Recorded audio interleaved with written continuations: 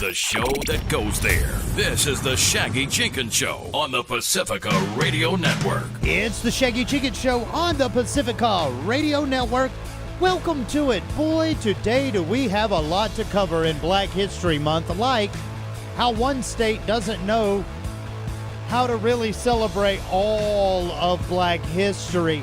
We'll talk a little bit about that, some unusual stuff in that empire bashing story that we did not too long ago.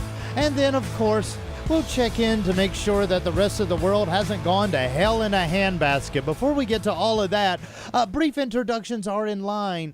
Welcome to my show. I am your host, a critical thinker, a problem solver, a guy just left of normal and sane, always centered in common sense, and found on my website at shaggyjenkins.com or wherever fine social media is served. Just look for me at Shaggy Live. Joining me from the wonderful, windy, polar vortexy, very cold as hell city, please welcome Information Headquarters himself. He's known as Chris Bass. You have overcome, for I am here. How you doing, Shaggy? What's up, man?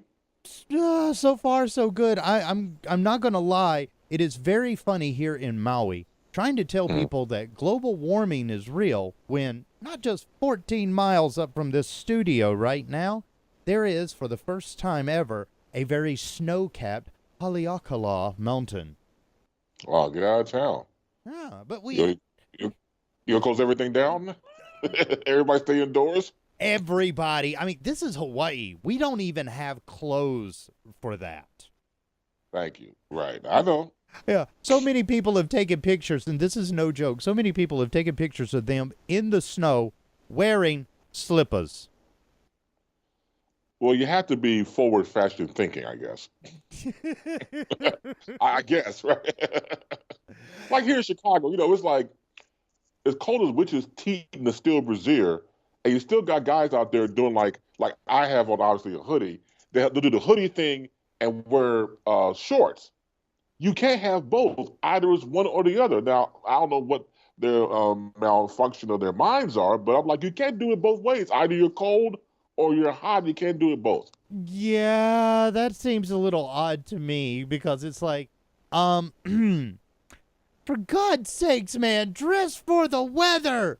You're making the rest of us bad. But thank you.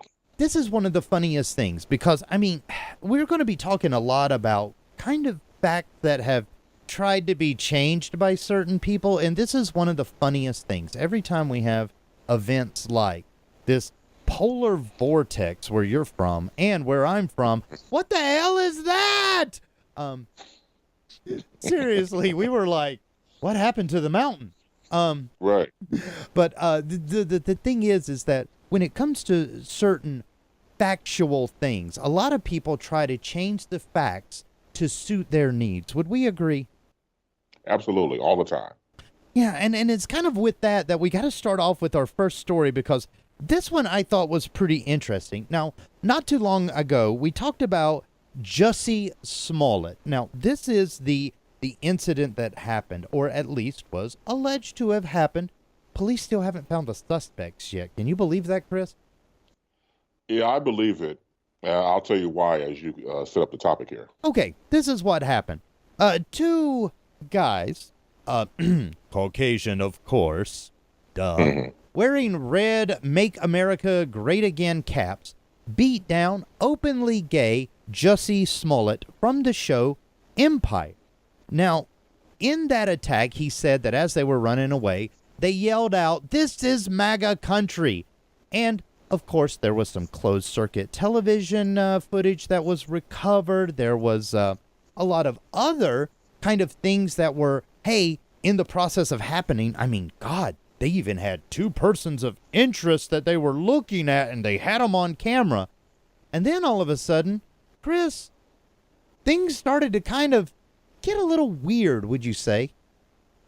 I would say very weird. I would say you start to question what's going on. And let's say this up front about Jussie Smollett. I hope that what he's saying is not false. And the reason why I bring it up is because he has emerged as people to look up to no matter if you're gay or lesbian or not, to come forward, be openly gay, to admit that, to have angst and pain in a universe, in a world where it doesn't really accept who you are, let alone being black. Now you're black and gay. You kind of like have these quote unquote two strikes against you, how some people see you in society. And to be on a hit television show, it's all encompassing. So you are a role model and a hero, whether you like it or not. When the stories have become full of holes, like case in point, there was an article in the Sun-Times years ago here in Chicago Sun-Times, where it talked about Police Command Central, how everything was updated through technology to have cameras on the street. And like any Command Central, you have all these different, flat screens with today's technology, you superimpose faces and things like that. So you mean to tell me today's technology, you couldn't get these two people that were there? I mean, that threw me off the bed altogether. Yeah, because, I know that the whole CSI enhance thing is kind of fake, but let's just be honest. Everything, and basically every public utility place, especially in a place like Chicago, has cameras on it. So yes, you mean to tell me that in the weeks that have, transpired since then, that nobody came forward and just said, hey, let's subpoena all the cameras and then find out exactly what's going on? It's, like, again, it has holes in it. Now, case in point, Jussie Smollet is going to appear on Good Morning America this Thursday. He's going to appear with co-anchor Robin Roberts for his first interview since his attack. One of the questions that she asked about was, why are you so upset? And he responded by saying, she said, were the attackers? It's not the attackers, it's people attacking his story. He has to understand that, for example, when you turn in your cell phone to the authorities and you find out that it's been redacted. Now, it's one of those new words that I had to go back and check and see what it was. Here's what redaction is. It's a form of editing in which multiple sources in text are combined, thus the redacted situation, are altered to make a single document. So his phone had been altered and changed and edited and deleted. That right there would give you cause for pause. Yeah, and let's go ahead and just talk about, in the weekend immediately following the attack, he appeared on stage in L.A. and basically said, I am, and this is a direct quote, I am the gay Tupac. That does seem a little postury, doesn't it? That, and also in the reports that had came out first, he said that the guys in the MAGA caps recognized him. Now, let's back up the truck on this one. Most racists that I have met with, that I have interviewed over the years, or I have seen other people do it, usually we all look alike to them. And I don't think that they would recognize him from Empire. Why? Because he's black. It's a black show. Not too many racist people that I come in contact with doing shows over the years would know who Jussie Smollett was or will or who he is off the bat. That kind of gave me, I was like, I don't know about that part of the story, that they recognized him. Well, this is the other thing that kind of got me, because, I'm from the South originally, now in the South Pacific, but being from the South, one of the things that is kind of not so obvious as it is in the rest of the country is a roped noose.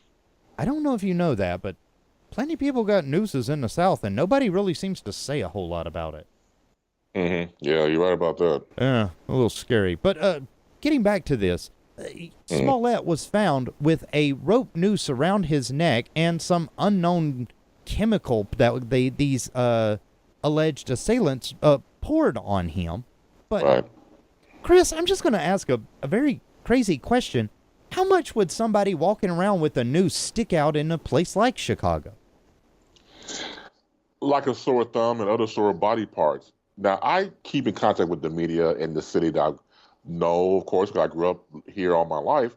It's not like we have a high crime rate of MAGA hat people going around screaming, make America great again, with nooses and pouring bleach on people. I don't hear about that. And I'm not saying I'm not privy to the information at the Chicago Police Department, but like there's a high content of that going on.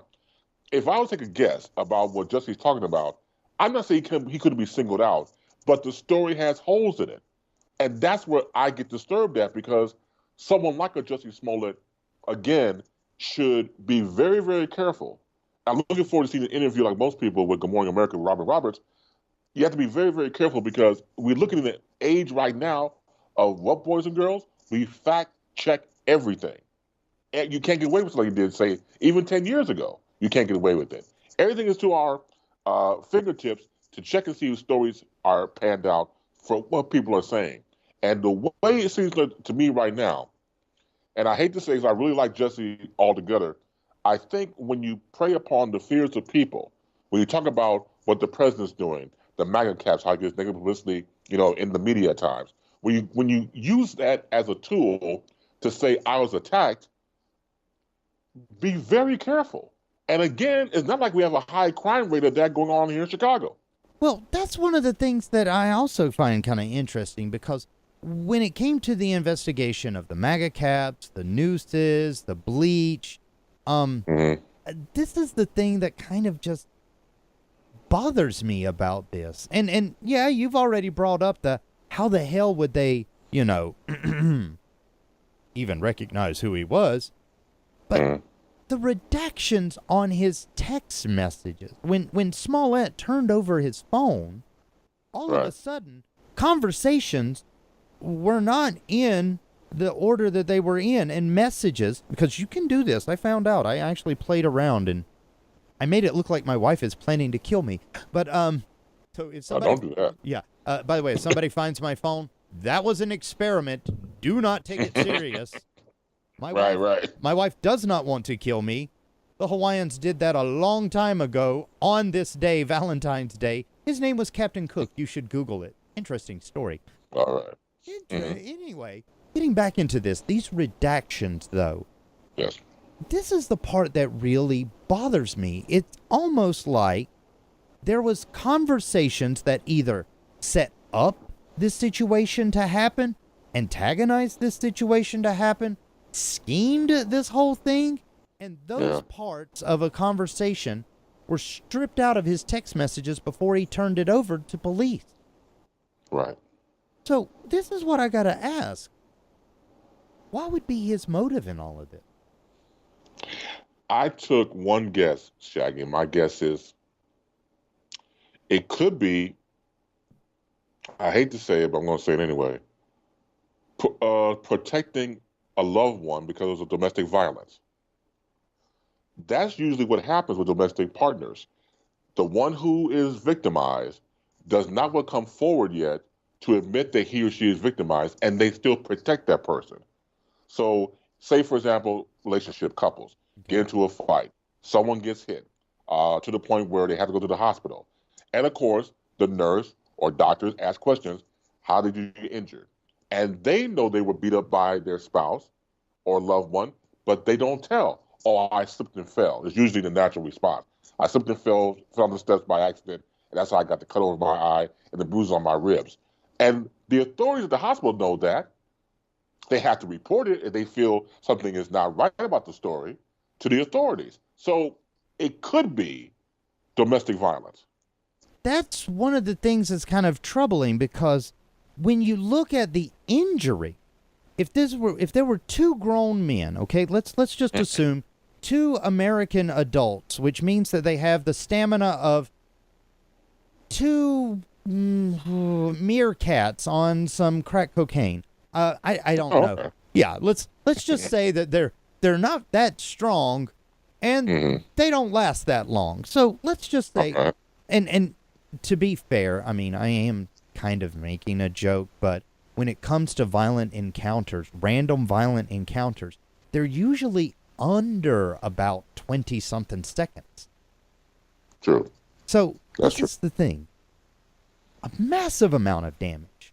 If you have somebody down on the ground, in 20 seconds, a massive amount of damage can be inflicted on that person. And let's say that you're a racist person and you've got somebody that is not only a minority, but is one of them gay fellers you've been hearing about, them Hollywood choirs. You've got one of them on the ground? You mean to tell me your aggro meter wouldn't go bing through the roof? It would. And that's why it's disturbing, because you want to believe him. I know most people would, especially you're a victim, for God's sake. But in this situation, when the story changes up, the redaction of the phone, of it having deleted messages in it, what was there to delete in the first place? Why are you turning over a phone where you've already edited your messages? You would think that if someone turned over your phone, turn over as is, not as was. Yeah, because this is the thing. The as was part, the part that we really wanted to see, since it's missing, now, remember the injuries that I just brought up? Now it seems kind of inconsistent that somebody that was beaten down by two grown adults, once again, fierce attack, very short amount of time, but still, a lot of bodily damage inflicted. You mean to tell me that person can be medically cleared to jump on an airplane and then go perform on stage? I hate to tell you, but if two people beat the average person down in a way that is indicative of a racial hate crime, you wouldn't be performing that weekend. No, you wouldn't. But then again, you know how people have power and influence. They probably, say for example, the scenario was the people at Northwestern Hospital, it was an excellent hospital, saying, okay, we cannot move Mr. Smollet because all the damages he's, received. You get a call from the company from Empire, that produces Empire. Look, with all due respect, if he's able to walk, we have a deadline here. He has to go. So people pull some strings and get people out of the hospital all the time. That could have been the scenario. But you're absolutely correct. If the damage was as strong as he says, or alleged to believe that it was, then no, you would not get on a flight to go to LAX. Yeah, because, I mean, the story is, at first, a very, very sad story for the way America is right now. But then, as the timeline starts to progress, you're going, in all honesty, what the hell is happening here? Right. But right, absolutely. Yeah, I'm sorry, go ahead. Oh, well, I was going to say, because this is the thing. The most glaring part of this story didn't come to light until recently with those redactions. Everything else could have kind of went away if it had just faded out of the limelight. But now with the redactions, where do we stand on this? Well, it's the classic wait and see approach. And going back to the interview that's going to show up on Good Morning America, also, it will be on Nightline on Thursday night that evening. What we have to look from the interview, hopefully, is to glean into why he's upset, his account as we hear it from him, the questions Robert would ask, and then take it from there. Robert's a solid journalist, so I'm looking forward to what she has to ask him throughout the whole interview. But I think what we're going to have to look for is there truth into what he's saying? Yeah, because here's the thing. This story, as weird as it's getting, kind of has a similar theme to the next guy that I'm going to bring up on the show. And this is weird, because as long as we're talking about things that are being redacted and things that are being kind of, showing signs of being more domestic violence than anything else, the NFL and Colin Kaepernick have a weird relationship. Wouldn't you agree? Very weird and very strange indeed. Well, this is the latest little bit, because I want to bring this up first. Okay, Kareem Hunt, you know about him, right? Yes, I do, yes. Okay, well, not too long ago, Kareem Hunt, of course, made all of the headlines when, it came out that they did a little bit of wife bashing, or, girl bashing, or let's just say domestic violence was involved. Right. Now, of course, we in America like to say to ourselves that we're a very fair and just society. So, can you explain to me, Chris, I mean, in the deepest part of your brain that can find some sort of logic in this, can you explain to me how a guy that is like Kareem Hunt, and let's not forget, there's tons of domestic violence that has been actually recorded, shown on nightly news, and those players hit the field on Sunday all the time. So why is it that Kareem Hunt is getting signed and yet Colin Kaepernick isn't? Because I believe in the minds of the NFL executives, I think they believe that they can fix a Kareem Hunt. They can fix that problem and not fix the situation with Colin Kaepernick. So let's examine the two. Since you can remember, the Shield, NFL, has always been connected to violence of its players, to domestic violence in their personal lives. And usually the plan of action is to remove said player from the field, get him anger management courses. Everybody loves a second chance when it comes to society. He redeems himself, gets back on the field, and usually has a good time. He continues to break the rules and goes back to domestic violence. In their minds, that's a fixable situation. Colin Kaepernick is different because he started to mess with the quote-unquote church's money. But he took a knee out of protest, again, not out of protest to the flag. People got to stop that. That's a lie. It was a protest to the violence of people of color, brutality across from coast to coast. It was a war veteran that suggested to Colin Kaepernick to take a knee. So that argument has to stop. We got that on record right now. But the people who spun the whole thing and made it political and and even our president came forward and saying that people take a knee, should be fired, the SOBs and everything else. So with his influence, combined with what the NFL was doing, it made Colin Kaepernick a main target.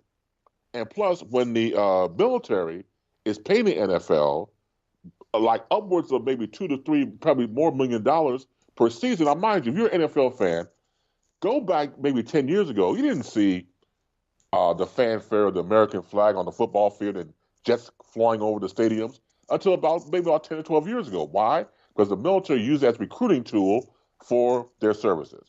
And they pay the NFL as a big advertisement because that's what they do. So now, if you're the NFL and you have NFL coverage of this quarterback who now has an afro the size of Mars, taking a knee, he's not only so-called destroying everything, now he's really pro-black by doing this. But in their minds, they can vilify Colin Kaepernick and embrace a Kareem Hunt. I don't agree with it, but that's what the NFL does. Well, that's just like saying, hey, in the NFL, it's okay to take a knee as long as it's to your spouse's face.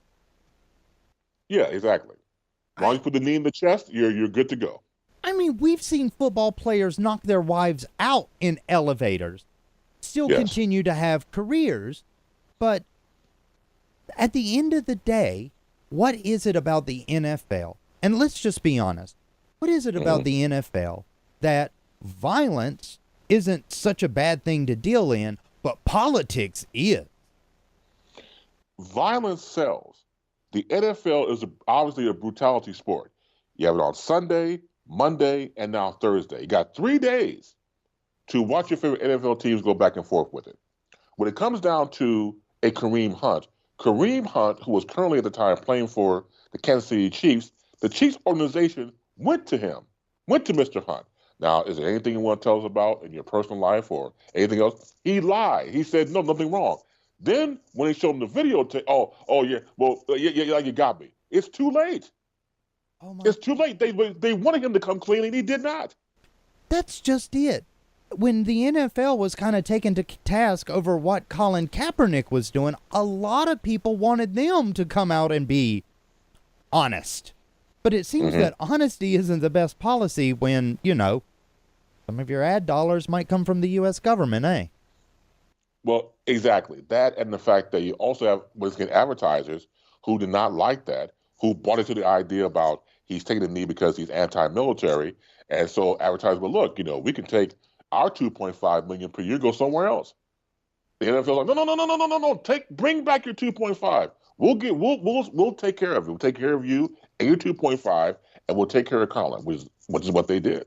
Yeah, and of course by this is the weirdest thing to me, because the NFL, being ultra patriotic, should kind of respect the move that Kaepernick actually took with the taking the knee thing. I mean, as ultra pro-military as they are, you would think that they would be all over this, wouldn't you? You would think so, yeah. But when it comes to those advertisements, here's the thing that gets me. You mean to tell me that there's companies that support police brutality against minorities? I would say they support their bottom line. And whatever the bottom line defines them, that's what they support. They have to protect their money. So it could be police brutality, it could be pro-military, whatever it's going to take to keep that revenue stream going, they'll protect it. And advertisers know that they're more comfortable with endorsing domestic violence than patriotic stances. Yeah, I would say so. Again, because my assessment of the whole thing with the NFL is that to them, when it's domestic violence, it's doable. We can fix that. We can't fix Colin Kaepernick. We can fix this because it all goes back to having the person, well, look at Kareem Humphrey, let's talk about him, going from the Kansas City Chiefs now to Cleveland Browns. And you'll watch my word. The NFL will punish him, obviously, because they got to make it look good. They'll probably punish him like maybe, say, 9 to maybe 11 games at the most. Right. Okay, go ahead. We got to take a quick break. We'll be back in just a second. Sure. When we come back, more Kaepernick news here and a little bit more of the craziness of the nation. It's the Shaggy Jenkins Show.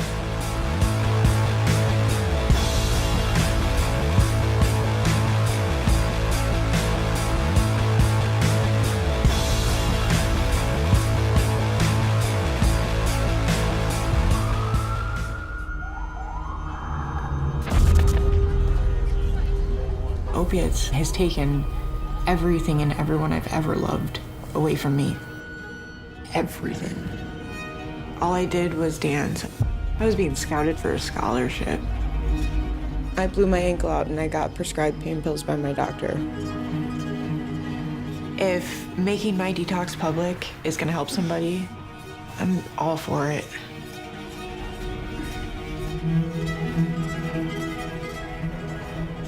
Is there any medicine that I can have right now? I'm cold sweating really bad.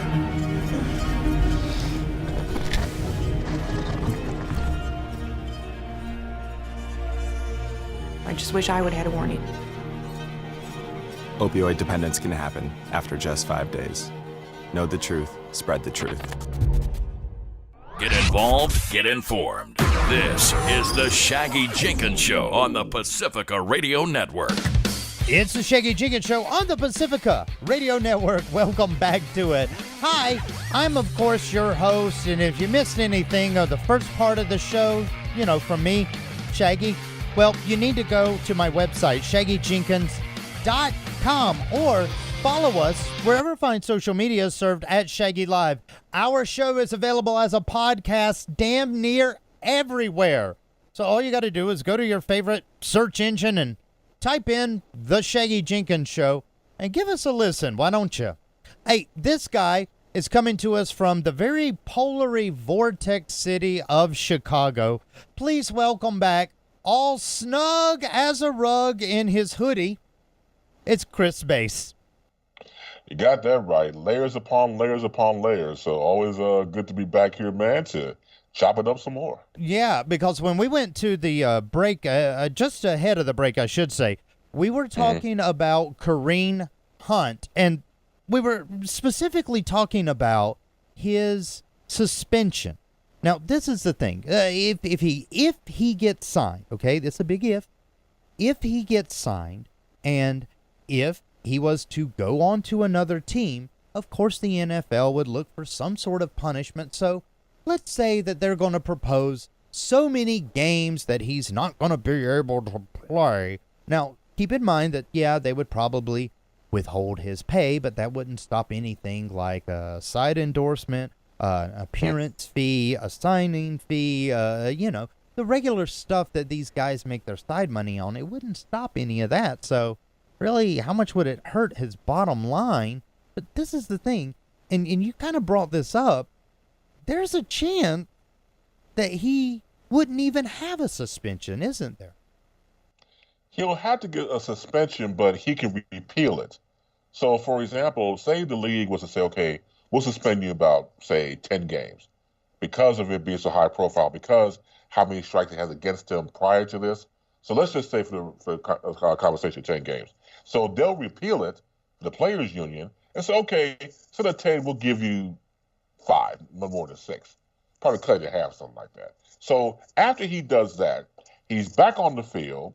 He's got a new lease on life.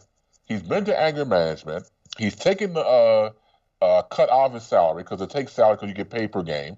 And so he's back on track again. So again, it doesn't matter if a person is talented, who can run like he plays running back, who can run like he's a very talented ball player, just that unfortunately he sucks as a man, as a human being. But that's rewarded because, again, it's an easy fix for the Shield. Can I just bring up something that is kind of subliminal here, but I really don't want people to miss out on this point. Can I do that, Sure. Chris? Of course, it's your show. Go ahead. Okay. I'm just making sure because I'm about to take you. You know that scene in Thelma and Louise at the end where they grip hands and they go over the cliff? Right, in a convertible, right. Yeah, I'm about to take you there, so strap yourself in, buddy. Okay. All right, I'm strapped. All right, here we go. This is the thing that kind of should bother. And if it doesn't, shame on you. But this should bother the hell out of everyone. The NFL, time and time again, has shown a certain bias to supporting bad behavior amongst, most commonly, their minority players. Now, the reason I say that is because if you're a person of color within the NFL, that's like saying they have no problems with denigrating the image of the people that you come from. And this is the bold statement that I'm going to make. And Chris, I'm going to give you a chance to either call me crazy or go, whoa, dude, we really went over the cliff, but you landed that. Does the NFL allow minority players to be more violent because it kind of props up the racial narrative of the violent minorities of America? They may be doing it subconsciously. You've had other players who are white who get in domestic violence situations, but in the news recently, say from the past 5 years, it's been mostly African Americans. African Americans are the more dominant race in NFL sports when it comes to that. So you have more blacks or people of color on the field than everybody else. So the percentage of things happening off the field goes that direction. But we have seen other players getting that, unfortunately. But here's the deal as well, Shaggy. When you're dealing with a multi-billion, with a B, boys and girls, billion-dollar industry like the NFL, they just had the new Alliance AAL League, which is now associated with the NFL. They got their, kind of like their blessing, kind of like a league junior type of situation with NFL. They did, 2.5 million viewers on CBS, their opening debut. The sport's not going anywhere. It's going to be around forever. It's an instant moneymaker. So when you're able to protect, again, the revenue and what it all entails and its imaging, it's done a bad situation between, I say, the domestic violence and CTE. Those two in particular have been stains on the Shield, which they try so hard to scrub off and never goes away. CTE has destroyed a lot of football players in its time, and also image-wise with domestic violence. The matter of the whole thing is you would think that certain leagues would be more responsible. And I think the league has done, as far as the NFL is concerned, a dropping the ball literally of not taking care of players when it comes down to, put it like this, who's to say that the player has to play? They could be removed for a season. Make sure that they actually pay for what they've done, or make sure the fact that this is not a slap on the wrist or slap on the hand. You are punished. You sit down for the whole season. Now, again, of course, it'll be back and forth between them and the players' union, but I think if you have more of a tolerance of almost a zero tolerance almost when it comes to domestic violence and things of that nature, when you're off the field, misrepresent, because as you know, it's not going to say Ray Caruth. It would say in the press, the Carolina Panthers, Ray Caruth. It would have the team obviously in front of it. That's the team they're associated with. So anybody that's doing wrong, the name of the organization will be in front of their name. So you have to understand, responsibility is key off the field. When you don't abide by that, and also in your contract, they should be a stiffer penalty for going against that in the first place. Now, this is the thing, because it's funny that you mentioned Ray Caruth. I want to tell you the story of two Panthers that played on the same year's team and the different public perceptions that they got. Now, this is the first player. God, he was Kerry Collin. He was our quarterback. Now, you remember Kerry Collins' career in the NFL? I do, yeah. Yeah, it was followed by a lot of drinking and violence, was it not? Yes, it was. Now, in Charlotte, when he played for the Carolina Panthers, this is before Jake Delhomme took us to the Super Bowl that nobody remembers because of Janet Jackson's nipple. Oh, God, that was the Super Bowl. The Panthers were in it. Sorry. But this is the thing. Before that, Kerry Collins was on the team and got a DUI. Now, this is kind of like white people smallpox, I guess you could say, or white people leprosy. Now, the thing about that is when he got caught, fans threw things at him. They booed him. They were just, they were so angry at him. But Chris, when Ray Caruth was caught in the back, and when I say back, I mean the trunk of a car with 2 urine-filled Mountain Dews, a kind of half-empty Mountain Dews, and a bunch of Snickers wrappers on his way to Tennessee, trying to get away from the cops that were looking for him because he killed his girlfriend who was pregnant. This is the thing. Everybody just kind of said, oh, well, it was a violent thing, and Ray's always been kind of violent, and there wasn't as much of a outcry. So this is the thing. You mean to tell me that if a white guy misbehaves, it's not expected, but if a minority does, yeah, we just chalk it up to that? Right, because they obviously buy into the stereotype of people. And when you buy into the stereotype, the truth will always elude you. So if you see a Ray Caruth and compare it to Kerry Collins and say both the exact same things, in the guise of most people, if they have a jaded lens or I dare say racist, they'll embrace one and not the other. Well, he's black, that's to be expected of him. Once again, of course, it's like or the always classic line. Well, I have 2 black friends. Oh, we're going to ask you that. What we're asking you is when it comes on to being a human being and how you are as a human being on a daily basis. Take away race, just the fact that you have people who are kind, people who are mild-mannered, people who are just raging and just assholes from the beginning. It varies person to person. But when you put everybody in one broad brush in one box, you get that type of reaction. Yeah, because this is the thing. I'm going to go ahead and say that as long as we're talking about racial perceptions, because I really want to fit in this story before we run out of time. Sure. One state has declared that no matter what we talk about when it comes to Colin Kaepernick, and I'm going to bring up a couple of interesting things. 1, his Haitian charities. 2, his educational charities. 3, his humanitarian outreach efforts. 4, I'm going to go ahead and bring up all the times that he appeared in impoverished communities and just gave out crap. Yes. The real headlines behind Colin Kaepernick is this is a tireless, informed, community-minded activist. What would be quintessentially the hero of a white population. And let's just go ahead and say he would be the hero of a black population too, or any race out there. Because I got to go ahead and say this. Race is a concept. It was invented a long time ago, 1500. So this is the thing. With that said, why is Wisconsin trying to get rid of Colin Kaepernick out of Black History Month? Because this time, Wisconsin believes in revisionist history. They obviously want to take him out of the records or when it comes down to what he believes in because they want to control the narrative.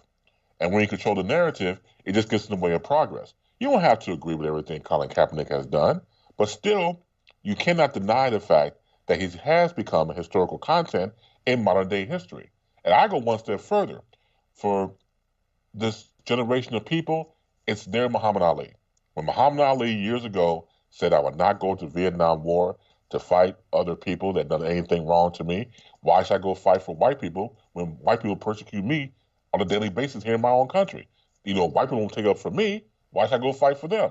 So we look at, fast forward to Colin Kaepernick, in his generation, he took a knee again for police brutality among people of color in this country and had to pay for it with his career. Ali had to pay for it with his career. Ali had to not box for 3 years because the government stripped his way of making a living because of his stance not going into the draft and not going overseas to fight the Vietnam War. So when you transcend the sport and become a whole different entity that people have to either admire or hate, this is what happens. Yeah, and this is the thing that's kind of tragic about all of this. With Wisconsin basically saying, hey, Kaepernick, you know, we're just going to push you out of memorable people within Black history. That kind of says to them, Black history is over. Yeah, or Black history as they deem it to be. Again, you know, trying to pick and choose who you want to celebrate or who you want to acknowledge in Black history. Okay, we'll take him, her, and her, and her, but not Colin Kaepernick. That's not fair. That isn't fair, because that's like saying there is a cutoff. You must be this either Black or this much civil rights activist before we can celebrate you. Oh, but if you tick off sponsors of a major sports franchise, then, God, I guess you're a controversial figure and we have to oust you. Absolutely. A lot of people are controversial figures. You have Malcolm X, Dr. Martin Luther King Jr., controversial. All these people were controversial in their day because they did not toe the line and were not, quote unquote, put in their place by white society. They spoke out against that. So anybody speaks against the quote unquote norm of society, you're automatically controversial. So if you got to take out Colin Kaepernick, you got to take out, again, the people I just mentioned and more, because they went against a society that was racist against them and their people. Yeah. And this is the thing. Colin Kaepernick has time and time again kind of tried to be very diplomatic about it, but very vocal about how racial attitudes in the United States do have an impact about how we see certain people in certain communities. Isn't it ironic that one state is basically using him as the example that he can show everybody else that this happens? You know what? It's sad because you would think that people would try to embrace empowerment. Use an example of a Colin Kaepernick. And once again, like I said at the beginning of this conversation, you don't have to agree with Colin Kaepernick, but he is a game changer, whether you like it or not. And the fact that you want to, you want to redact him out of this whole thing because you deem it necessary. Come on now. I mean, if that's the case, again, then what? Tell you what, in Wisconsin, don't have Black history at all. Just, pick and choose or cherry pick wherever you want. How about that?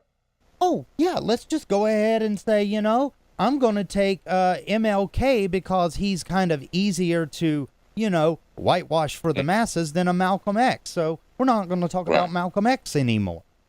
Exactly. Hey, I mean, is it okay that certain people think that you can just go through and cherry pick the things you like in history? No, it's not okay, but they do it anyway. They've done it since the beginning of time. Like, for example, if I tell you a story and you tell it to somebody else, the story that I told you it already is changed because you'll tell your version of it. Not the version I gave you. You add some stuff or might delete some stuff.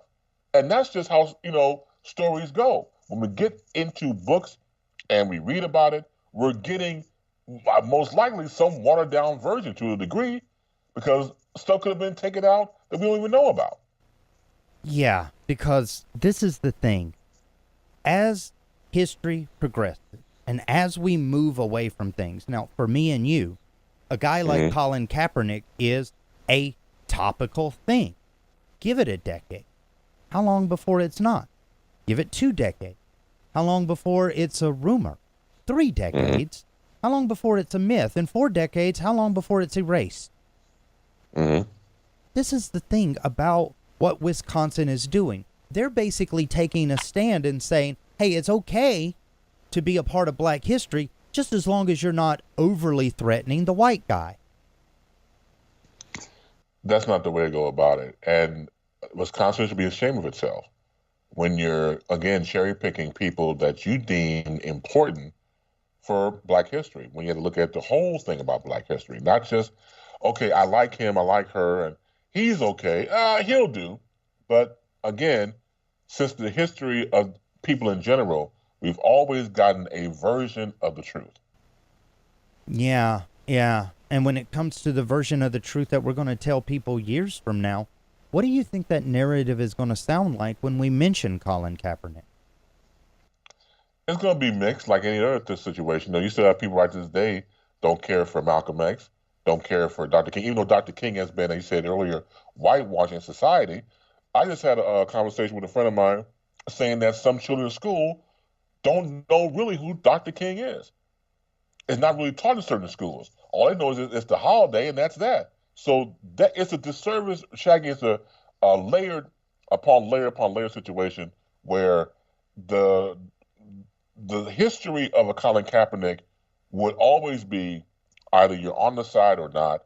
But I think because of today's media and future media that we're not familiar with yet, that will get people who are going to embrace what Colin has done because of the fact that we can compare him with history and know what he's lost outside of him being a professional athlete.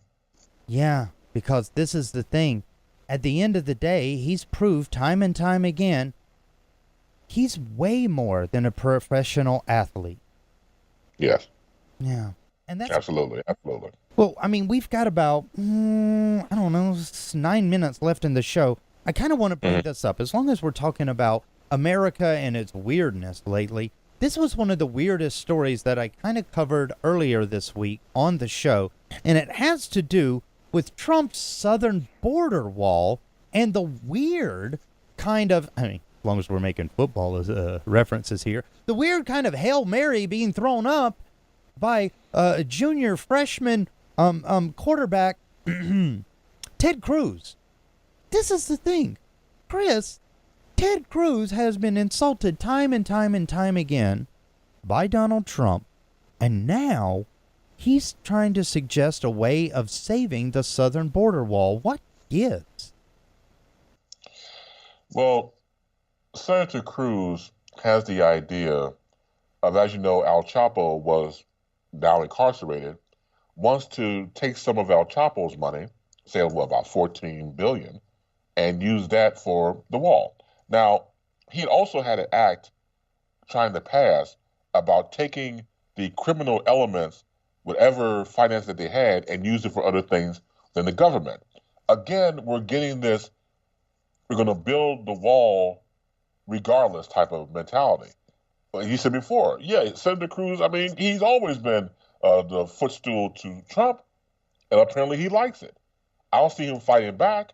At one point, after Senator McCain passed away, he tried to, get that mantle because, as you know, McCain and Trump stayed at odds. So here comes around the back way, here comes, Cruz trying to ingratiate himself to Trump. And he'll do whatever it takes to stay in Trump's good graces, regardless of being talked about or anything else. It doesn't matter. He wants to be in that camp. Now, I think most people will feel obviously insulted by what the president says to him. But I don't know. He just goes on and on like, no, like there's no problem. Yeah, I don't either, because in this latest thing, this seems more than just kowtowing. This seems like straight up rescuing. And I know we don't talk about it on the show, but there is this thing called the drama triangle.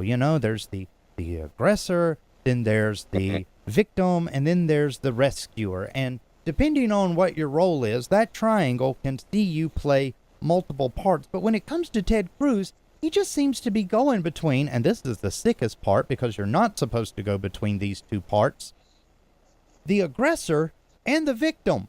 He basically is going after the guy that oppressed him, called his wife ugly, and then says, not only am I going to go to bat for you, I'm going to throw a little racist tidbit here towards the country you hate most. Ted Cruz is proposing that El Chapo, of all people, pay for the southern border wall. Has he lost his damn mind? Yes. Yes, of course he has. I mean, and that is a mentality in all seriousness. It's like if the brutalizer is brutalizing you and you like it, you know, you shouldn't like being brutalized, but the way Ted Cruz operates, like I said before, again, in comparison to McCain, you insult McCain and you insult anybody associated with McCain, so McCain fights back. Trump, again, insults, like I said before, not only Cruz, but his wife and probably people behind closed doors don't know about that's associated with Cruz. But he keeps coming back saying everything is okay. It's not okay. It really isn't. It's a sad behavior to think that someone, now you may not give a damn about yourself, but your wife is being talked about. You think most men would say, you know what? Okay, talk about me. My wife's off limits. So I have not heard any type of pushback from Ted Cruz because he's very weak. Yeah, and this is the thing about this whole plan of his. It's kind of weak too, isn't it? Yes, it is. So, it doesn't hold up, and it won't happen. Well, I want to ask, though, why El Chapo? I mean, besides the obvious, why specifically him pay for the wall? Because it's under the umbrella of the narrative of the president. So El Chapo was captured under President Trump's regime. So you have to make it about him. It's always about Trump. Trump is the hero. Trump controls the narrative. You got to make it about him. So since he got caught during this time with Trump, let's make it more rewarding to have him come in, me and El Chapo, and pay for everything. Oh, okay. So, yeah, just be like, look, see, I got a Mexican to pay for it. Mm-hmm. Right. Instead of plural with an S behind it, I got one, and he's worth a lot of them, so let him pay for the whole thing.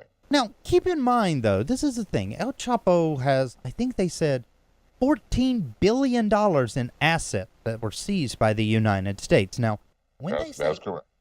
When they say assets, do they mean all cash, or did they just, take a couple of kilos and say, yep, that's street value? Yeah, I would go all the above. Cash, kilos of coke, a type of thing that's high end, all totaling up to $14 billion. Okay, so this is the thing that I'm going to ask you. Is Ted Cruz saying that we sell drugs for a border wall to keep drug dealers out? If you have your decoder ring and look through, you probably got that type of message. But in his mind, no, we're not saying that at all. What we're saying is we have one of the most prolific and evil cocaine smugglers and dealers and gangsters of all time.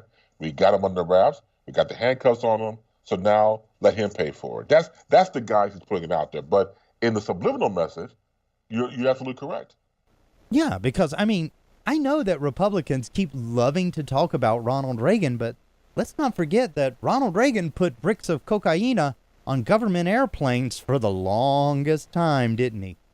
Yes, absolutely. Yes, he did. Yeah, and that's kind of where this story takes the most ironic twist of all. Republicans have come full circle and have went full-blown Ronald Reagan. Yeah, that's a good analogy. Yeah, because, I mean, that's exactly what they're saying is like, okay, well, we got the drug dealer, we've got the assets. Why not use them to keep people out of the country that sell more assets? So is the government going into the drug trade? They're not going to tell us, but my venture, they've always been involved in the drug trade. They're going to tell us about it. You know, hey, we're for drugs, let's go. No, they're going to tell you that, no. No. Yay, team. No. Yeah. Well, that's where we got to leave the show today. Chris, stay safe in Chicago, please. Thank you very much. I appreciate that. Yeah, You stay safe as well. Oh, yeah. And for me from Maui, take it easy. Love you, mean it. Get in by. We are out.